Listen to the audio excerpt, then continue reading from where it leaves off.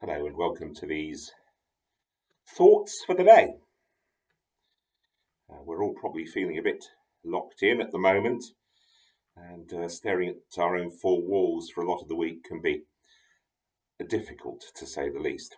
So come with me on a mind's journey to a much quieter part of the world than Bristol.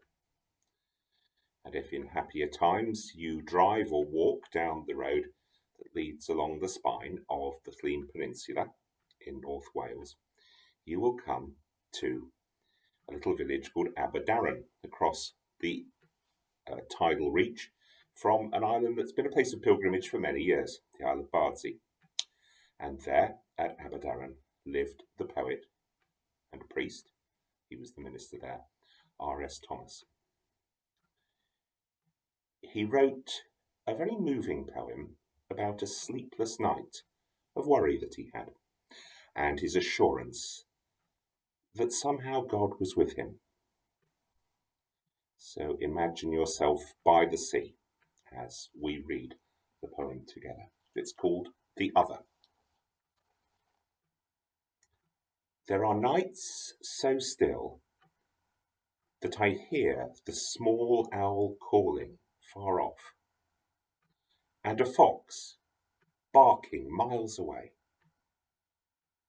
It is then that I lie in the lean hours, awake, listening to the swell born somewhere in the Atlantic, rising and falling, rising and falling, wave on the long shore, by the village that is without light and companionless. And the thought comes of that other being who is awake too, letting our prayers break on him, not like this for a few hours, but for days, years, for eternity. A strong vision of a God who is always there, who is always able to absorb our pain and our concerns and our worries, no less than at this time. In the Hebrew scriptures, God was frequently referred to as a rock, just as the poet there refers to God as a shore of rock. God was the rock of our salvation, something fixed, solid, someone in whom we could place our trust and on whom we could place our feet as we walked and sought for safety. But it's so much more. That and so much more.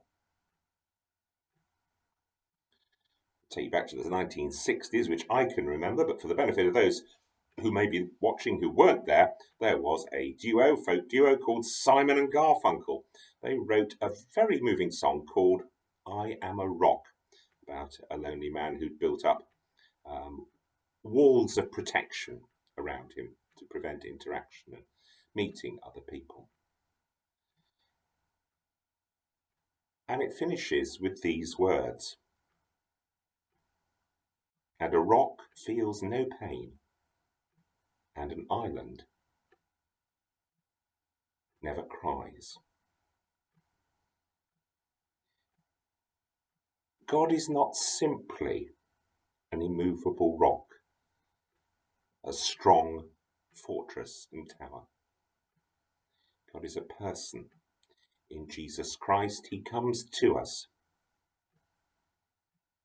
as the risen Christ, whom we celebrate at this time of year. He prays for us and with us. When he met his friend Lazarus,